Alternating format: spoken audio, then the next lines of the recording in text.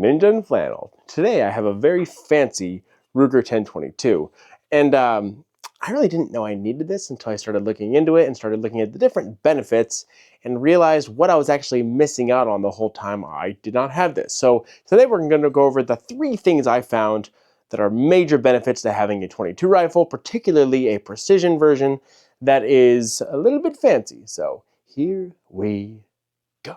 I don't shoot a huge amount of rimfire, so make sure you let me know in the comments what is your go-to setup, whether it be a conversion for an AR, a dedicated, just a classic 1022. I am genuinely curious because I don't get that much into it, but I'm starting to get there.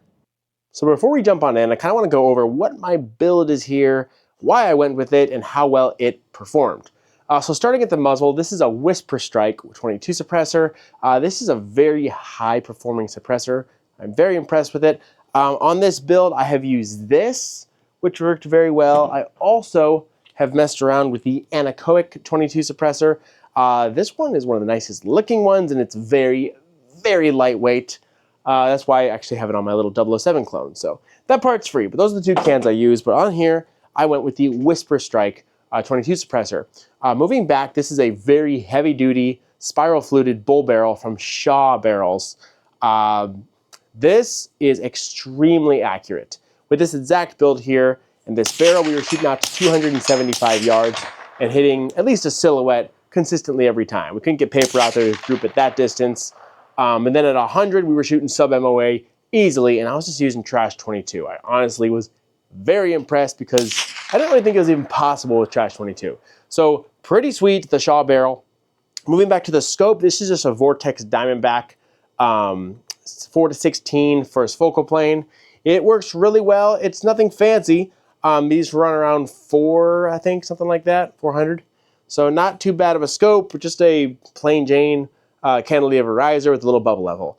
Now getting back to more of the heart and soul of this setup, this is actually a tandem cross Manticore lower. The lower, the stock, and the handguard here. The handguard is awesome. It's just this little kind of strut-shaped M-lock grip here that I put a Strike Industries angle foregrip. That's not staying on here. That's temporary. And then for the upper, I actually went with a Kid innovation. So the Kid is a really, really nice fit. To put that in perspective, there's little rubber buffers on the Manticore lower that kind of help smooth out your fit if you have a little looser tolerance, like something from Ruger maybe. With the Kid Precision, it was so tight of a fit. I was able to remove those spacers and it fit like it was made for it. So very impressive lockup. The Kid was fantastic. And then the Manticore lower is really something else. Now, another thing this does is your safety is switched from a button to an actual switch, which is pretty neat. Mag release is awesome. You can pull it forward, you can pull it back, you can get it with your trigger finger, index finger, thumb like in an AK. The mag release is awesome. It actually also adds a bolt catch. It doesn't hold it back on your last shot, obviously, but you can hold this, pull that nub, and lock your bolt back for any maintenance or whatever you want to do. So pretty neat there. Overall, highly impressed with this build. This trigger is just absolute money. If I can kind of show you how this looks, it is, as you can see, very, very impressive trigger. Couldn't ask for any more there. So that's basically the build I set up, and this is a full-blown precision build, and I don't usually shoot that much long range, but that's kind of what I was going for with this, and I'm pretty happy. Now, number 1 is going to be long range practice. What this does, especially if you don't have a super long range, is that it actually is an exponential version of like an actual long range rifle. And let me explain that. For like a 308 at 200 yards, you're probably dropping around 4 inches. Don't quote me on that. Something along those lines.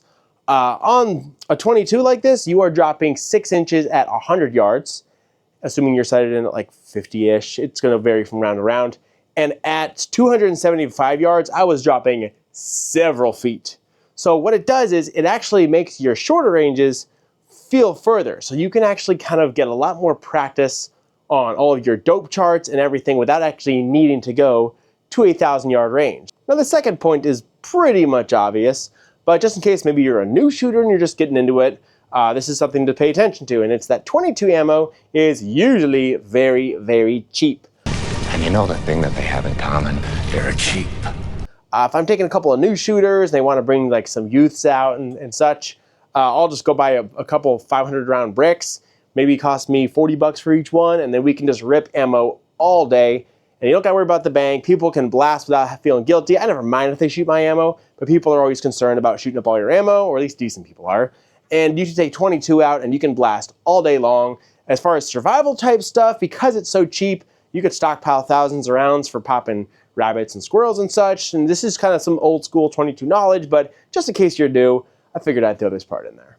A training tool. Obviously, this is a very useful firearm for a lot of different real-life applications, but just for training purposes, it is a great way to get a brand new shooter started. Now, if they're a much younger youth, you might want to start with airsoft, teach them trigger discipline, muzzle discipline, all the basic safeties and functions. So if something does go wrong, you don't take a round to the leg or worse. But after the airsoft and they're responsible for a real firearm, a 22 like this is a great way to go. Why I would go something along this route is that you have something so accurate they can shoot further away at steel targets.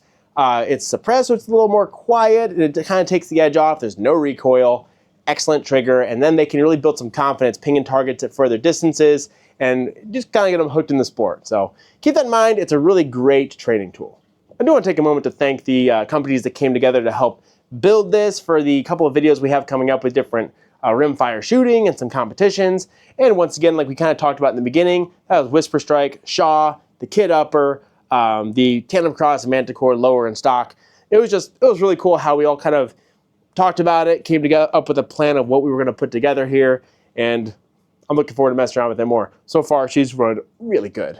So I hope you enjoyed the video. Nothing super complicated, but I am thoroughly enjoying this, and I'm especially enjoying point number 1, which is shooting long range. It's just been excellent to get out there. I think I was doing 6 mils of drop at about 275 yards. It was crazy, lobbing rounds. You would shoot, the delay was so long you'd almost thought you missed. And then you hear a ding. It was just a really good time. Everyone at the range, we were all having a blast with it, just burning around. So I hope you enjoyed the video, and farewell.